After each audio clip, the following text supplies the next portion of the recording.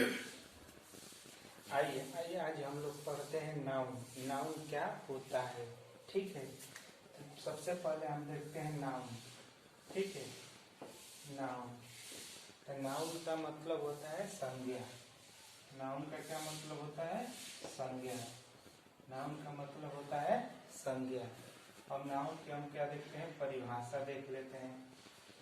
Noun की परिभाषा क्या होती है? तो नाउन की परिभाषा होती है किसी व्यक्ति,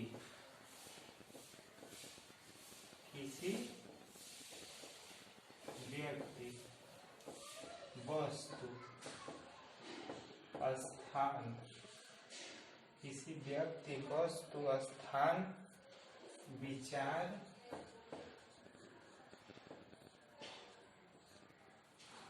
या भाव को, व्यक्ति के विचार या भाव के नाम को संज्ञा कहते हैं।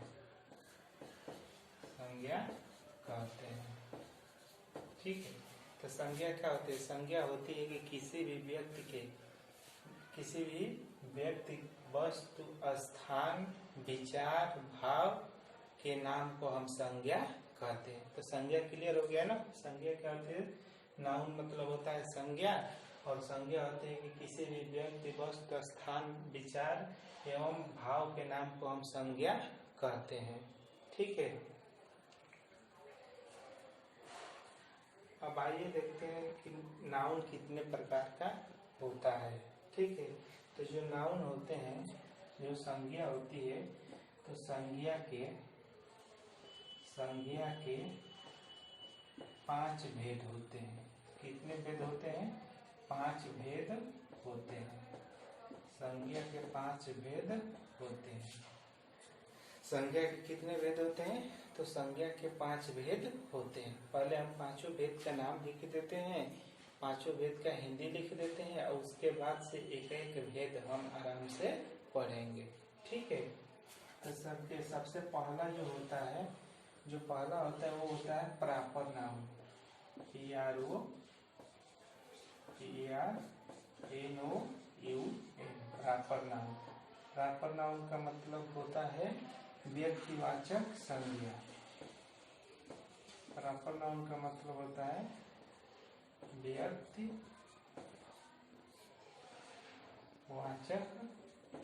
संज्ञा, ठीक है। दूसरा होता है कॉमन नाउन।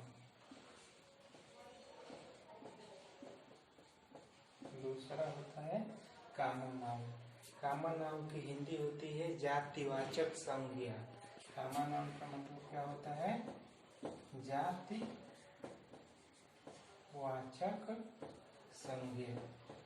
कॉमन नाउन मतलब होता है जातिवाचक संज्ञा। जो तीसरा होता है वो होता है collective noun.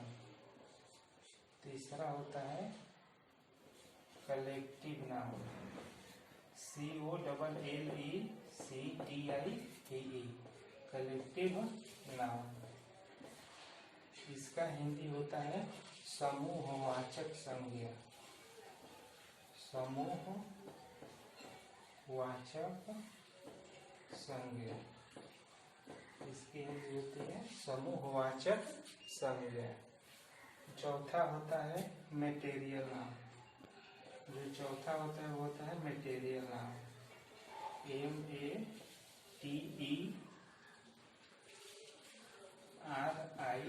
MATERIAL, material noun. Material noun का मतलब होता है द्रव्यवाचक संज्ञा। द्रव्यवाचक संज्ञा, ठीक है। पांचवा जो होता है ये होता है अब्स्ट्रैक्ट नाउन। अब्स्ट्रैक्ट नाउन होता है भाववाचक संज्ञा। भाववाचक संज्ञा, ठीक है। तो पहला होता है प्रॉपर नाउन, इसको कहते हैं व्यक्तिवाचक संज्ञा। दूसरा होता है कॉमन नाउन, इसको कहते हैं जातिवाचक संज्ञा। तीसरा होता है कलेक्टिव नाउन, इसको कहते हैं समूहवाचक संज्ञा। चौथा होता है मटेरियल नाउन, इसको कहते हैं द्रव्यवाचक संज्ञा। पांचवा होता है अब्स्ट्रैक्ट नाउन, इसको कहते हैं हम भाववाचक संज्ञा। तो इसको आप लोग नोट कर लीजिए आराम से। नोट करने के बाद फिर से हम एक एक नाउन को आराम से पढ़ेंगे, ठीक। तो नोट कर लीजिए। पहला proper noun, PROPERNOUN, proper noun मतलब हो गया व्यक्तिवाचक संज्ञा। दूसरा होता है कॉमन नाउन, होता है जातिवाचक संज्ञा। तीसरा कलेक्टिव नाउन होता है समूहवाचक संज्ञा। चौथा मटेरियल नाउन होता है द्रव्यवाचक संज्ञा। और पांचवा अब्स्ट्रैक्ट नाउन होता है भाववाचक संज्ञा। अगर आप लोग ऐसे नहीं लिख पा रहे हैं तो वीडियो को रोक करके लिख लीजिएगा, ठीक है। अब आइए एक एक नाउन को हम पढ़ते हैं।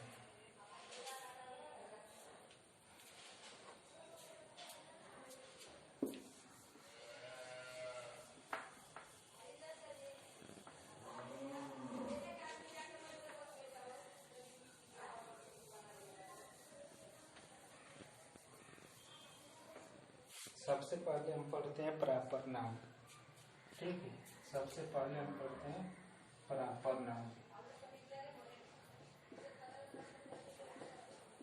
प्रॉपर नाउन, तो प्रॉपर नाउन की परिभाषा लिखिए। किसी व्यक्ति, वस्तु, स्थान, किसी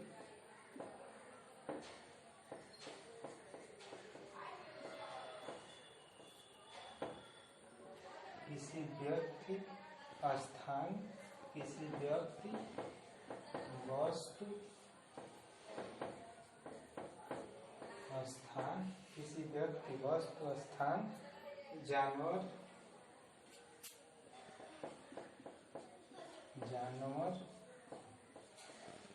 के खास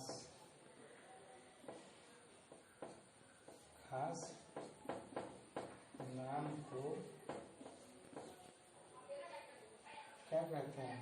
प्रॉपर नाउन यानी कि जातिवाचक संज्ञा कहते हैं।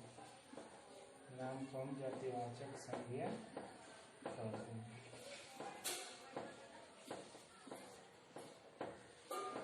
ठीक है। तो जातिवाचक संज्ञा क्या होती है? किसी भी व्यक्ति, वस्तु, स्थान, जानवर के खास नाम को हम जातिवाचक संज्ञा कहते हैं। जैसे एग्जाम्पल, जैसे राम हो गया, तो राम क्या होता है? एक व्यक्ति का नाम है। जैसे हो गया श्याम हो गया, तो श्याम क्या है? एक व्यक्ति का नाम है तो संज्ञा, लेकिन संज्ञा में कौन सी संज्ञा है? प्रॉपर नाउन यानी कि जातिवाचक संज्ञा। कौन सी संज्ञा है? जातिवाचक संज्ञा, ठीक है। जैसे राम हो गया, श्याम हो गया। जैसे हो गया पटना, तो पटना क्या है? एक स्थान का नाम है, ठीक है। जो पटना है, तो पटना क्या है? एक स्थान का नाम होता है, ठीक है। इसी तरह से और जैसे हो गया मिल्क हो गया, मिल्क नहीं आएगा इसमें, उत्तर द्रव्यवाचक में आ जाएगा, ठीक है। जैसे इंडिया हो गया, तो इंडिया क्या है? इंडिया एक देश का नाम है। तो इस तरह से यही होता है कि किसी भी व्यक्ति का नाम हो, चाहे कोई वस्तु का नाम हो, चाहे किसी स्थान का नाम हो, चाहे किसी जानवर का नाम हो, खास नाम को हम क्या कहते हैं? जातिवाचक संज्ञा कहते हैं। इतना क्लियर है? जातिवाचक संज्ञा, प्रॉपर नाउन। अब अगला देखते हैं।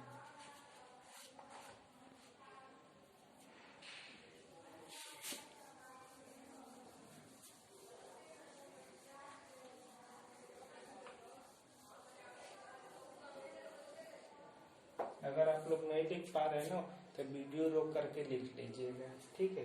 दूसरा होता है कॉमन नाउन।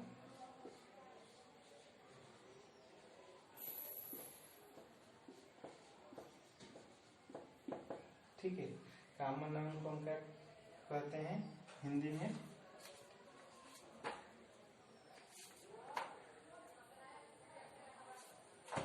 जातिवाचक संज्ञा। कॉमन नाउन को हम क्या कहते हैं? जातिवाचक संज्ञा। ठीक है, तो इसकी परिभाषा लिखिए। जिस नाउन से किसी खास व्यक्ति, जिस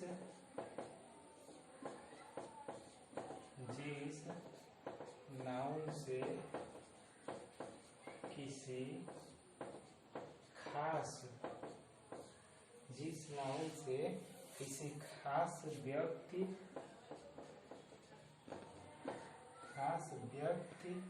जानवर, किसी खास व्यक्ति, जानवर, स्थान या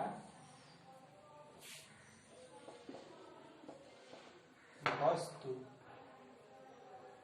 का बोध न होकर, यहाँ पे ध्यान दीजिएगा, यहाँ पे दिया है कि बोध न होकर, बोध न होकर पूरी जाति का, पूरी जाति का,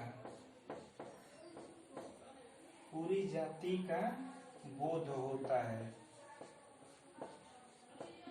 पूरी जाति का बोध होता है, उसे जातिवाचक संज्ञा कहते हैं। उसे क्या कहते हैं? जातिवाचक संज्ञा। ठीक है, तो देखिए इसमें दिया है कि जिस नाउन से किसी खास व्यक्ति, जानवर, स्थान या वस्तु के नाम का बोध न होकर पूरे जाति के नाम का बोध होता है, उसी को हम क्या कहते हैं? जातिवाचक संज्ञा कहते हैं। जैसे एग्जाम्पल ले लेते हैं, जैसे उदाहरण देखिए, यहाँ पे हमने एक उदाहरण ले लिया बॉय। ठीक है, तो बॉय मतलब क्या होता है? लड़का। ठीक है, तो यह लड़का क्या है? एक जाति होती है, लड़कों की एक जाति होती है। जैसे यहाँ पे हम लिख दे राम।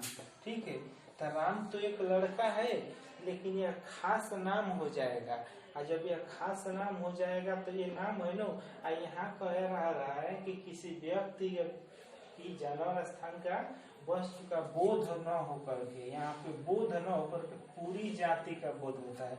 तो यहाँ पे तो बस एक नाम का बोध हो रहा है ना, राम का बोध हो रहा है, तो इसलिए राम क्या हो जाएगा? ये तो व्यक्तिवाचक संज्ञा हो जाएगा। लेकिन यहाँ पे लड़का शब्द लिखा है, तो लड़का क्या है? एक जाति का बोध होता है। लड़के में बहुत सारे लड़के आएंगे, राम आएंगे, श्याम आएंगे, मोहन आएंगे, सोहन आएंगे, हजारों लड़के आएंगे, तो एक लड़के की जाति हो गई ना, तो इसलिए जातिवाचक संज्ञा हो गया। जैसे यहाँ पर लिखा है गर्ल, तो गर्ल मतलब होता है लड़की, तो ये क्या हो गया? ये भी एक लड़की, किसी का तो नाम तो है नहीं, लड़की एक पूरी जाति होती है, तो ये इसीलिए लड़की शब्द क्या हो गया? जातिवाचक संज्ञा हो जाएगा। ठीक है, इसी तरह से डॉग है, कुत्ता। ठीक है, तो कुत्ता हो गया, तो कुत्ते की एक जाति होती है। ठीक है, तो यही होता है जातिवाचक संज्ञा। जैसे हम लिख दे बुक, बुक, तो बुक मतलब क्या होता है? किताब। तो किताब में तो बहुत सारी किताबें आती हैं, तो बहुत सारी किताबें आती हैं, तो हम किसी एक किताब का तो नाम नहीं ले रहे हैं ना, हम तो पूरे बस कह रहे हैं कि किताब है, तो किताब है, इसका मतलब वो कौन सी संज्ञा हो जाएगा? जातिवाचक संज्ञा। यहाँ पर ध्यान देना है कि किसी भी एक वस्तु का बोध न होकर के, एक वस्तु का बोध नहीं होता है, यहाँ पे पूरे जाति का बोध होता है। इस बात को ध्यान रखना है।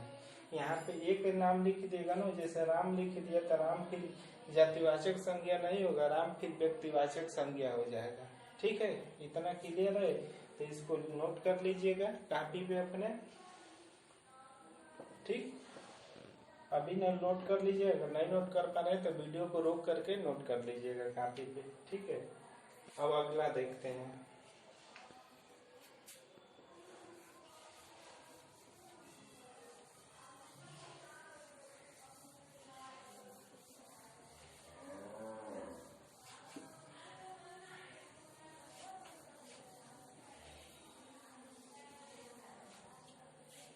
ठीक है, अब तीसरा देखते हैं। हम तीसरा को देखते हैं कलेक्टिव नाउन, समूहवाचक संज्ञा। ठीक है, तीसरा क्या है? Collective noun. इसको हिंदी में कहते हैं समूहवाचक संज्ञा। ठीक है, तीसरा होता है कलेक्टिव नाउन, इसको कहते हैं समूहवाचक संज्ञा।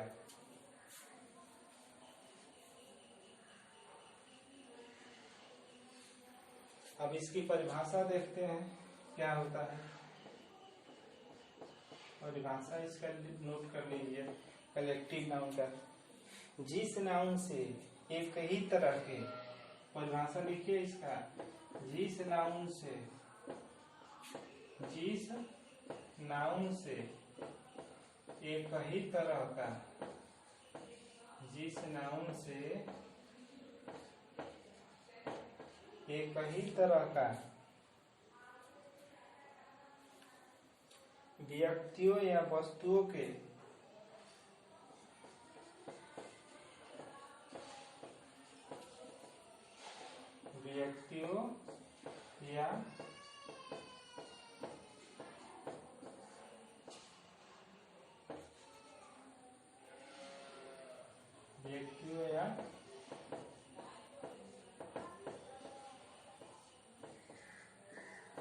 वस्तुओं के समूह का बोध होता है। समूह का बोध होता है। ठीक है, तो कलेक्टिव नाउन का क्या होता है? समूहवाचक संज्ञा होता है। कलेक्टिव नाउन मतलब होता है समूहवाचक संज्ञा। और इसकी परिभाषा होती है जिस नाउन से एक ही तरह के, जिस नाउन से एक ही तरह के कर लीजिएगा यहाँ पे, एक ही तरह के व्यक्तियों या वस्तुओं के समूह का बोध होता है, उसे हम क्या कहते हैं? व्यक्तिवाचक संज्ञा। उसे हम क्या कहते हैं? व्यक्तिवाचक संज्ञा कहते हैं। ठीक है,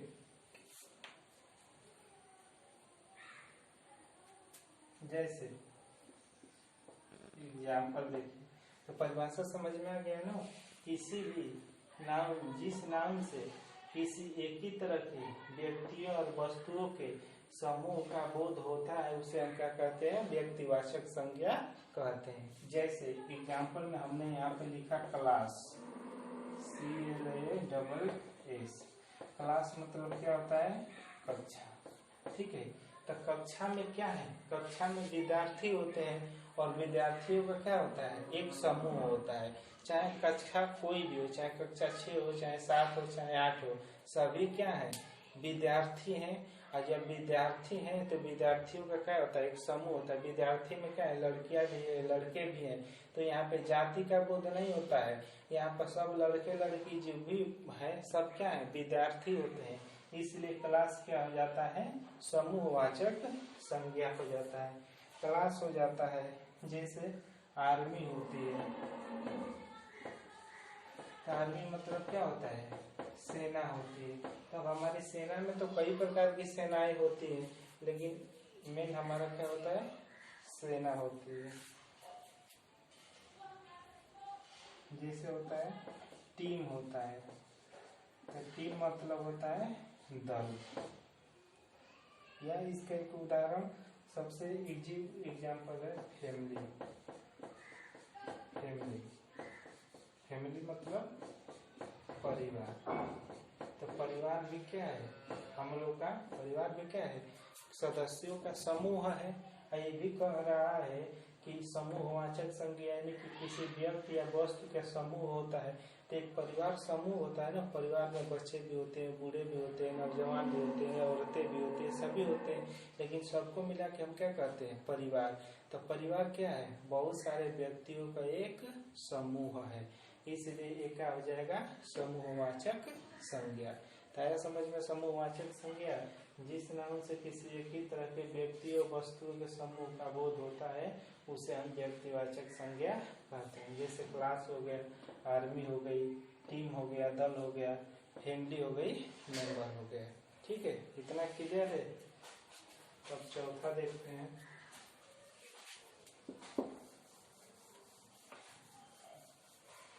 वीडियो को रोक करके लिख लीजिएगा।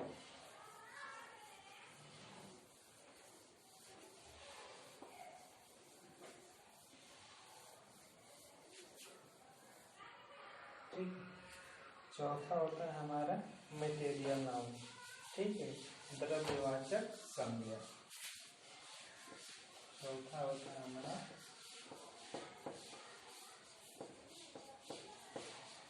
मटेरियल नाउन, द्रव्यवाचक संज्ञा। ठीक है, तो इसका परिभाषा लिखिए।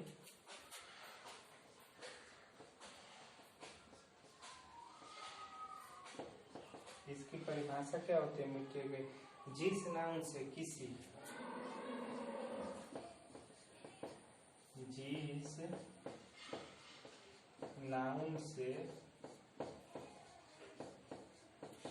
जिस नाउन से किसी द्रव्य, जिस नाउन से किसी द्रव्य या पदार्थ, जिस नाउन से किसी द्रव्य या पदार्थ का बोध होता है, पदार्थ का बोध होता है, उसे हम द्रव्य वाचक संज्ञा कहते हैं। ठीक है, तो द्रव्यवाचक संज्ञा क्या होता है, जिस नाम से किसी द्रव्य पदार्थ का बोध होता है उसको हम क्या कहते हैं, द्रव्यवाचक संज्ञा कहते हैं। इसमें एक लाइन और लिख लीजिए, जिसे मापा और तौला जा सकता है और गिना नहीं जा सकता है। ठीक है, और गिना नहीं जा सकता है। तो जिस संज्ञा से किसी द्रव्य पदार्थ का बोध होता है उसे हम द्रव्यवाचक संज्ञा कहते हैं। जिसे मापा या तौला तो जा सकता है लेकिन इसको गिना नहीं जा सकता है, ये होता है हमारा मटेरियल नाउन, द्रव्यवाचक संज्ञा। जैसे एग्जाम्पल ले लीजिए, वाटर। वाटर मतलब होता है पानी। देखो, पानी को तो तुम माप सकते हो कि पानी 1 लीटर है कि 2 लीटर है, तौल भी सकते हो 1 kg है कि 2 kg है, किसी बर्तन में रख करके तौल सकते हो। लेकिन क्या पानी को तुम गिन सकते हो, गिना जा सकता है पानी कि 1 पानी है कि 2 पानी है कि 3 पानी है कि 4 पानी है, नहीं गिना जा सकता है ना। इसलिए इसको न मापा या तौला जा सकता है पर इसको गिना नहीं जा सकता है। तो पानी हो गया, जैसे वुड हो गया, वुड मतलब होता है लकड़ी। तो लकड़ी को तो तुम माप सकते हो, क्या लकड़ी के अंदर गिन सकते हो कि इसमें कितनी लकड़ी है। ठीक है, गोल्ड हो गया, सोना। तो सोना को तो तौला जा सकता है कि कितना ग्राम सोना है, लेकिन क्या सोना को तुम गिन सकते हो कि सोना के अंदर कितना सोना, एक सोना है कि दो सोना है कि तीन सोना है कि चार सोना है, नहीं गिना जा सकता है ना। इसीलिए सोना क्या हो जाता है, द्रव्यवाचक। सोना भी ऐसे भी गोल्ड है, पदार्थ होता है, एक मेटल होता है, धातु होती है, धातु होती है, यानी कि एक इसमें आता है धातु, द्रव्यवाचक संज्ञा में आती है। इस तरह से होता है। आयल होता है, आयल मतलब क्या होता है, तेल होता है। तो तेल को भी मापा जा सकता है लीटर से, 1 लीटर 2 लीटर है, लेकिन तेल को गिना नहीं जा सकता है। इस तरह से बहुत सारे उदाहरण है, तो आप लोग उदाहरण और भी देख लीजिएगा।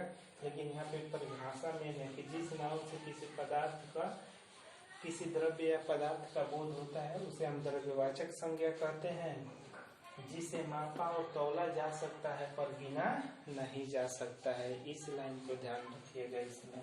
और एग्जाम्पल में हो जाएगा वाटर पानी, वुड मतलब लकड़ी, गोल्ड मतलब सोना, ऑयल मतलब होता है तेल। ठीक है, अब अगला देखते हैं। नोट कर लीजिए इसको अगर नोट करना चाहते हैं तो।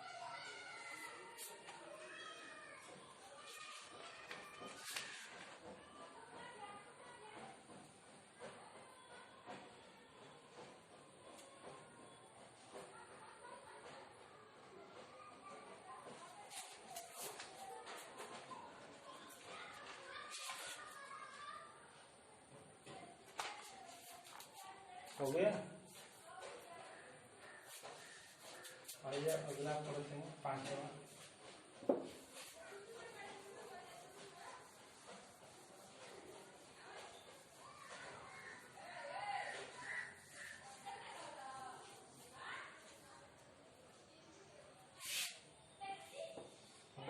है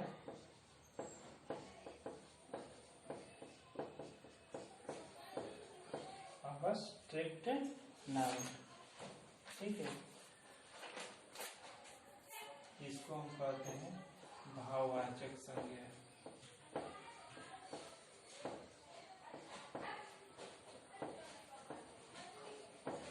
ठीक है, भाववाचक संज्ञा, इसकी परिभाषा लिखिए।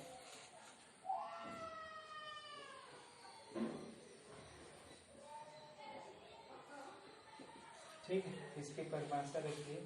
उस गुण अवस्था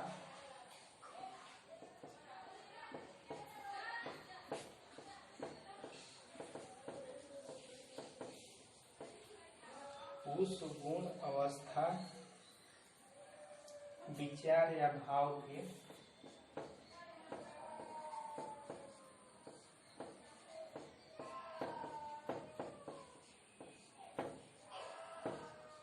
विचार या भाव के नाम को, विचार भाव के नाम को भाववाचक संज्ञा कहते हैं।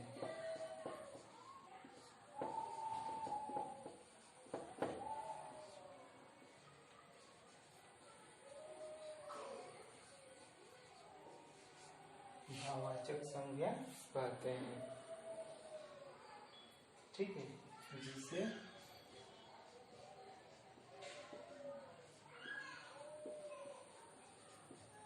जिसे देखा या छुआ नहीं जा सकता है,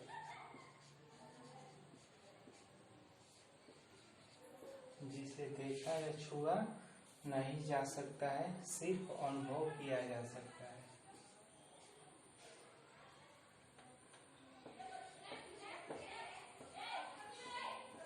सिर्फ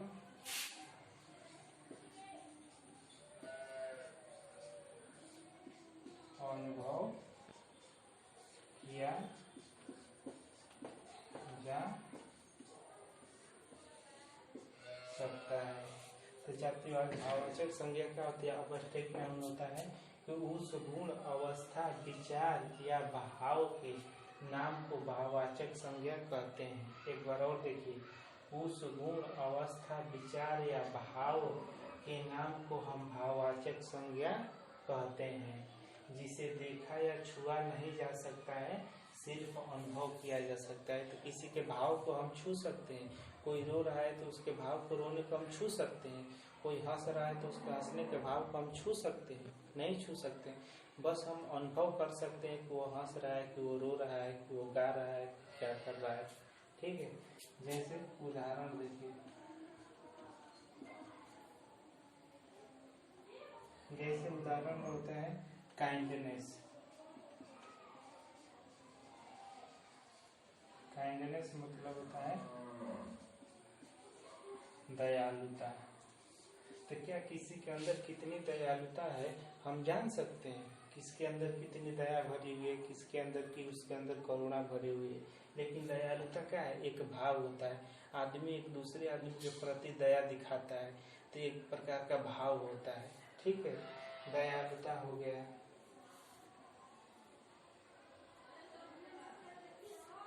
जैसे गुडनेस हो गया,